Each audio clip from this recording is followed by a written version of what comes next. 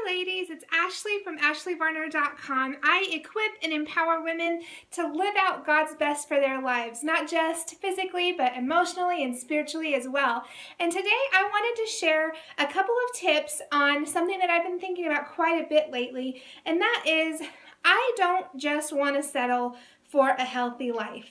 And you might be wondering why I say that, but the reason that I'm saying that is because I don't want to settle for just a healthy life. I want to strive for a healthy life that's peaceful and balanced, and I want that for myself as well as for my family. And so I've been thinking about the last couple of weeks just what it means to make peace with food and have a healthy relationship with food. Because I think for myself, I haven't experienced that healthy relationship for very long. I've gone a long time in my life where I struggled with emotional eating and binging and just using food as a weapon against my own body. And so I am excited to kind of take this new journey. I've had the last couple of years where I've been learning how to listen to my body and really just taking steps on making peace with food. And so I wanted to share a couple of tips for you so that you can start living this out as well. Because we don't just want health, but we want a healthy relationship with food. I want to have a life of peace, and I want to have a relationship with food that isn't like a roller coaster. I want to have times where I enjoy food for what it is and other times where it's just fuel for my body. And so I want to have that balance, and I know that you do too. So the first tip that I have is to eat what you love. That might seem kind of strange for someone who loves health and loves fitness, but it's important to realize that any food that you enjoy can fit into any health plan or any healthy eating plan that you have, as long as it is done with balance, and that diet has variety, and that it also has that you're using these foods in moderation. And so a lot of times we forget that it's okay to have something that's not on plan. And I think for myself, especially from my background with emotional eating and binging, I would go through periods where I wouldn't have a certain food that I really wanted. And instead of just kind of enjoying that and getting satisfaction from that small item that I wanted to eat, I ended up eating foods that I thought would maybe be a good substitute, and then eating more of those and eating more of those, and at the end of the day eating way more calories and still not being really satisfied with what I ate. So remember that it's okay to eat what you love. It's okay to do that as long as you're practicing moderation and balance in what you're eating. Because I guarantee if you ate cookies for breakfast, lunch, and dinner, even all one whole day or 2 days, if that's all that you had to eat, after a while you're going to be tired of it. The second tip that I have is to love what you eat. So the first was eat what you love. The second is love what you eat. And what I mean by that is enjoy the experience of eating.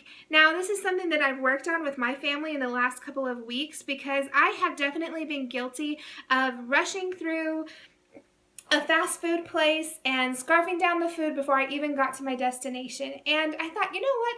Eating is supposed to be something that's enjoyable. God has given us foods to enjoy and that will fuel our bodies. And so it's good to eat, to love what you're eating. And I think a lot of times, instead of focusing on exactly what you're eating, focus on how it makes your body feel. Because there's two aspects of this. First is having an awareness of yourself and what food is doing to you. So the second aspect of this is to actually enjoy the idea of dining rather than eating. And so with my family, I've brought out the pretty plates, even for my 4 and 5-year-olds, and we've put out, we have the little lemon slices in our water, and we're enjoying cooking foods with really fresh and quality ingredients. And my husband and I have even made some of those dishes together, and it's just become kind of an atmosphere of peace whenever we're eating. And so whenever you're doing that and you're conversing with people, and it's not just about scarfing down your food, you're going to find a lot more satisfaction and enjoyment in eating, and then you're going to find that you eat a lot less. My third tip is that you need to choose small, sustainable improvements over some big, huge, drastic overhaul. Because I am really of the belief that if you start a diet, and you know what, those are going to probably get you some results, but is it sustainable? And I made a video last week, some of you might have watched it, that talked about what eating plan or what diet is best for you. And one of the biggest things that I stressed was creating a lifestyle change, because huge dramatic changes in your eating is not going to be sustainable. And so if you decide, you know what, I have been heavy for this long, if I take the next 3 months to really start to fine-tune my habits, I'm going to actually see some results in a peaceful and balanced way.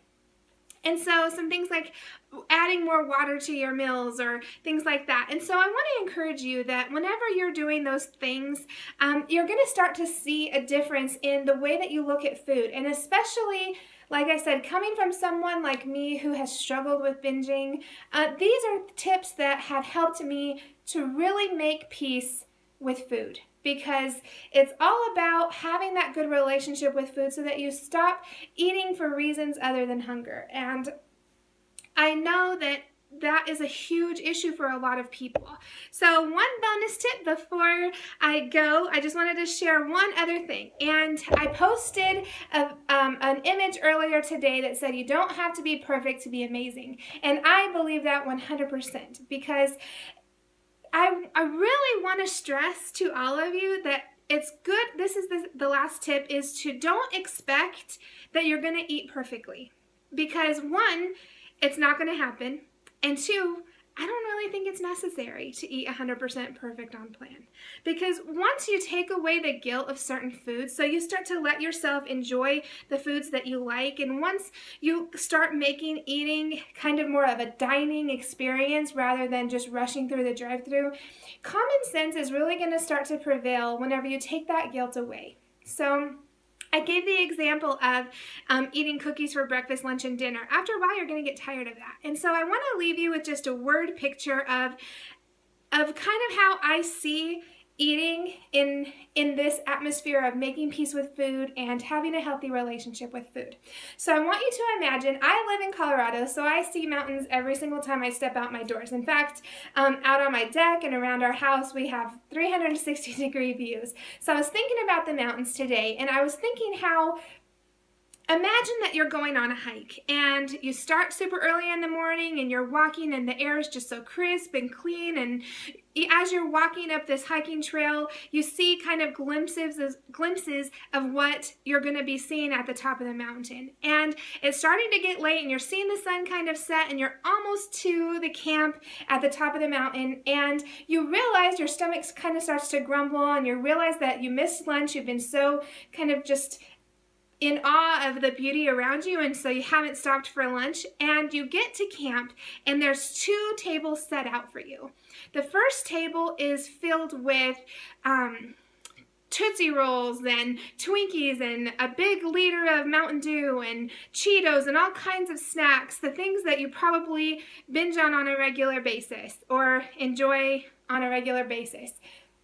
The second table that's here at the top of this mountain is filled with fresh fish that was just caught and cooked, unless you don't like fish like my husband, so maybe there's chicken or a big steak there. You have some corn on the cob and fresh tomatoes right from the garden, and you have a big container of water that's filled and just ready and ice cold and ready to go. Which of those, after a long day of hiking and after all this time, which would you rather have? And I think most of us would say after that long trek, we would rather have the foods that are good for us. And so think about this as your life, that as you are deciding what to eat, whenever you're truly hungry, whenever you take time to eat the things that you enjoy, so you're not really restraining yourself, and you enjoy the experience of eating, and you're taking these small steps to get healthy, which would you rather have? And it's probably going to be the common sense answer of all these healthy foods. And you're eating these healthy foods not because you have to, because some rule says that you have to, but because you know how it's going to feel to your body and you have that good relationship with food.